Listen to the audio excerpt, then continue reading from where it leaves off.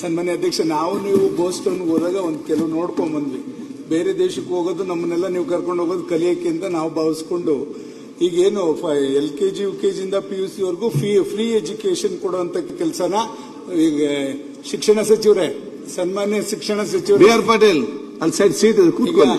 ಇಡೀ ರಾಜ್ಯದಲ್ಲಿ ಯಾವುದೇ ಮಗು ಆಗ್ಲಿ LKG UKG ಇಂದ ಫ್ರೀ ಎಜುಕೇಶನ್ ಕೊಡುವಂತದ್ದು ಒಂದು ಪದ್ಧತಿ ತಂದ್ರೆ ಖಂಡಿತ ಎಲ್ಲ ಮಕ್ಕಳಿಗೂ ಕೂಡ ಅನುಕೂಲ ಆಗುತ್ತೆ ಅಧ್ಯಕ್ಷ.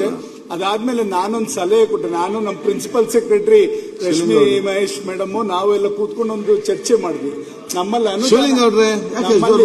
ನಮ್ಮಲ್ಲಿ ಅನುದಾನ ಇದ್ದಿದ್ರಿಂದ ಪಂಚಾಯತಿ ಒಂದೊಂದು ಶಾಲೆ ಕೊಡಿ ಅಂತ ನಾವೆಲ್ಲ ಕಡೆನೂ ಕೂಡ 5 ಎಕರೆ ಜಮೀನು ಕೂಡ ಕೊಟ್ಟೆ ಎಲ್ಲಾ ಪಂಚಾಯತಿನಲ್ಲೂ.